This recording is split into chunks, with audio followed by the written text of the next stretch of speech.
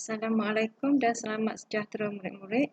Pada hari ini kita teruskan dengan sains tingkatan 4, bidang pembelajaran 11 iaitu daya dan gerakan. Baiklah, pada hari ini kita teruskan dengan standard kandungan 11.2 iaitu graf gerakan linear. Mari kita lihat standard pembelajaran iaitu mentafsir jenis gerakan dari graf gerakan linear untuk menentukan jarak, sesaran, hal laju purata dan pejutan.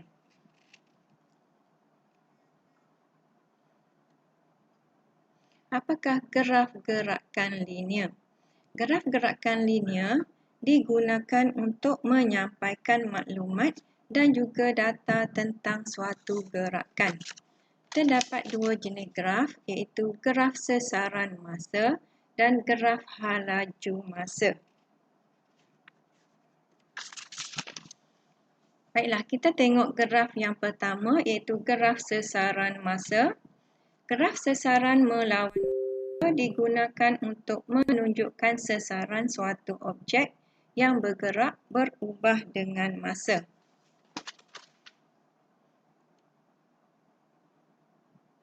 Ini adalah contoh graf sesaran masa bagi suatu objek yang bergerak dan berubah dengan masa.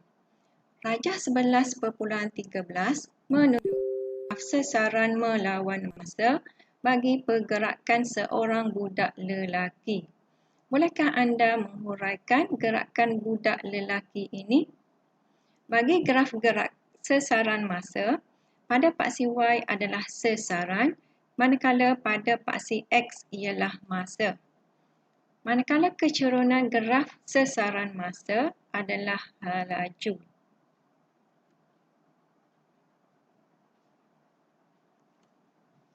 Sebagai contoh, kita tengok titik dari titik O hingga titik A. Kecerunan OA adalah positif dan seragam, hal lajunya adalah seragam. Ini bermakna budak itu bergerak 50 meter dari titik permulaan dengan hal laju seragam. Seterusnya dari titik A hingga B, kecerunan AB adalah sifar, hal lajunya adalah sifar. Ini bermakna budak itu berada dalam keadaan rehat dari saat kedua hingga saat ke-8. Baiklah, seterusnya kita lihat dari titik B hingga titik C.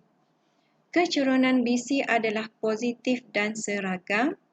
Hal lajunya adalah seragam. Ini bermakna budak itu bergerak semula sejauh 50 meter dengan hal laju seragam.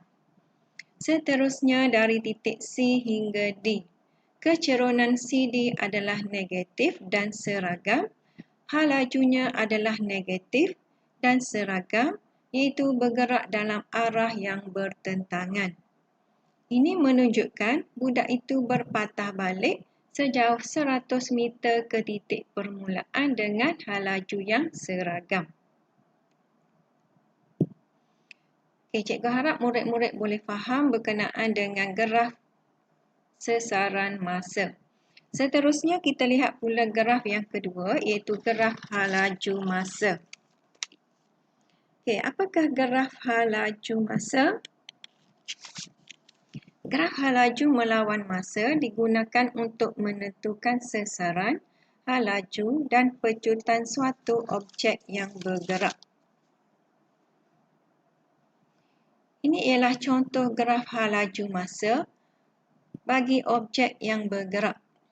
Graf hal laju melawan masa di bawah menunjukkan gerakan sebuah motosikal yang mula bergerak dari titik O. Cuba anda huraikan pula gerakan yang dihasilkan oleh motosikal tersebut. Pada paksi Y ialah hal laju, manakala pada paksi X ialah masa. Luas di bawah graf hal laju masa bersamaan dengan sesaran, manakala kecerunan graf hal laju masa adalah pejutan. Okey, murid-murid boleh faham tak setakat ni graf hal laju masa? Okey, seterusnya kita lihat dari titik O hingga A, kecurunan OA adalah positif dan seragam. Ini bermakna hal laju motosikal berubah secara seragam, iaitu pecutan motosikal adalah seragam. Seterusnya dari titik A hingga B, kecurunan AB adalah sifar, hal laju motosikal adalah malar, pecutan motosikal adalah sifar.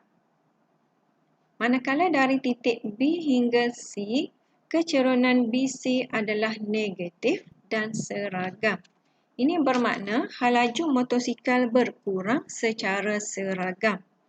Motosikal bergerak dengan pecutan negatif atau pecutan seragam, iaitu motosikal tersebut hampir untuk berhenti. Seterusnya dari titik C hingga D, kecurunan CD adalah sifar. Ini bermakna hal laju motosikal adalah sifar, iaitu motosikal tersebut berada dalam keadaan pegun ataupun rehat. Ini bermakna pecutan motosikal juga adalah sifar.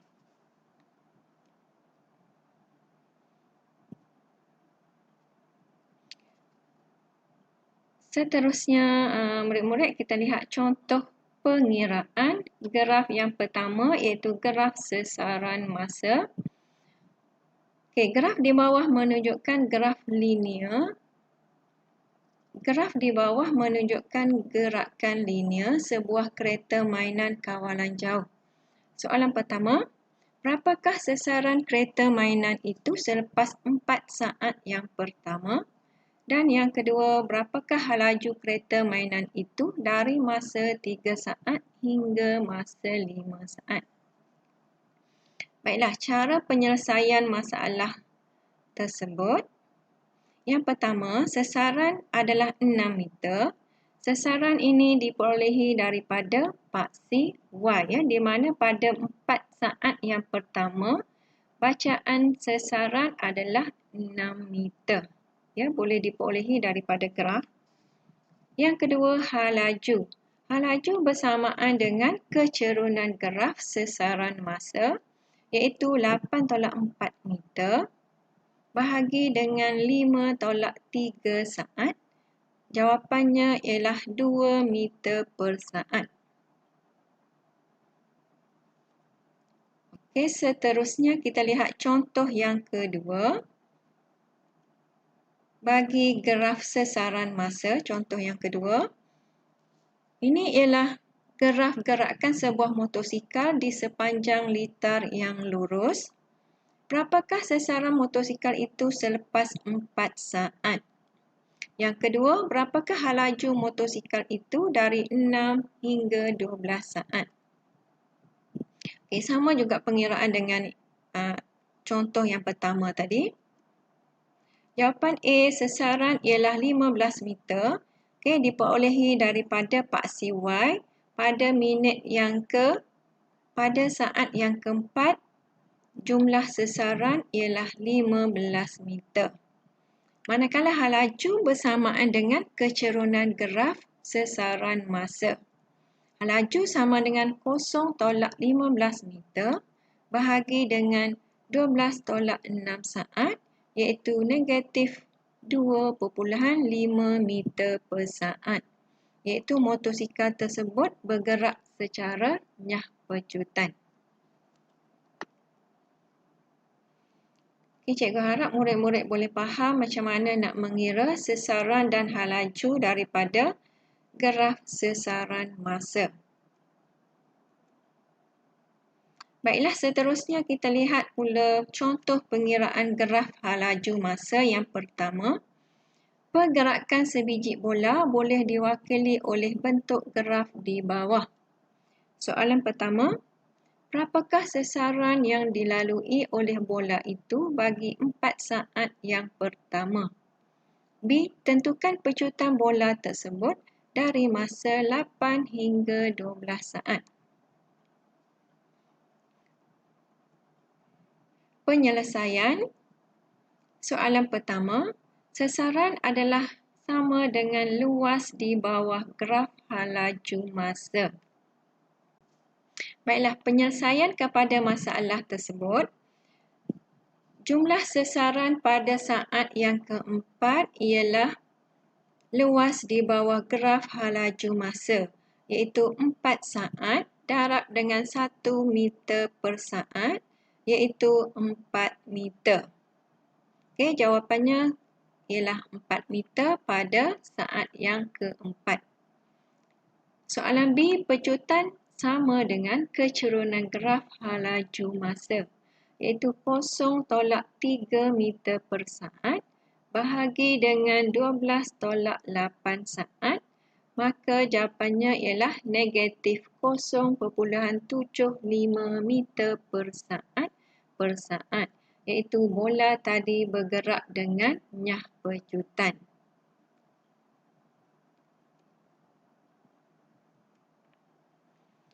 Okey, sekarang kita lihat pula contoh graf halaju masa yang kedua. Graf halaju masa di bawah menunjukkan pergerakan sebuah motosikal. Soalan pertama, tentukan halaju apabila masa 4 saat. Yang kedua, tentukan halaju pada masa 8 saat. Dan yang B, cari sasaran pada selang masa 0 hingga 10 saat. Penyelesaian. Soalan pertama, halaju pada masa 4 saat ialah 10 meter per saat. Jawapan ini didapati daripada paksi Y, iaitu halaju pada masa keempat ialah 10 meter per saat. Soalan kedua, halaju pada masa 8 saat sama juga dengan jawapan yang pertama tadi. Halaju pada masa 8 saat sama juga dengan soalan yang pertama tadi ialah 15 meter per saat. Jawapan boleh diperolehi daripada paksi Y.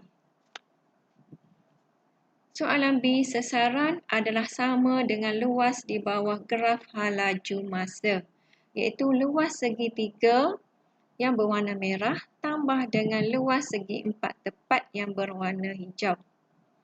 Luas segitiga ialah setengah darab tapak darab tinggi tambah dengan tapak darab tinggi bagi segi empat tepat. Okey, setengah darab 6 darab 15 luas segitiga tambah dengan 10 tolak 6 darab 15 meter per saat luas segi empat tepat dan jawapannya ialah 105 meter. Cikgu harap murid-murid boleh faham cara untuk menentukan jarak, sasaran, halaju purata dan pecutan daripada graf sasaran masa dan juga graf halaju masa. Jika murid-murid ada masalah berkenaan dengan pengiraan tersebut, murid-murid bolehlah bertanyakan guru-guru di sekolah masing-masing. Sekian, terima kasih.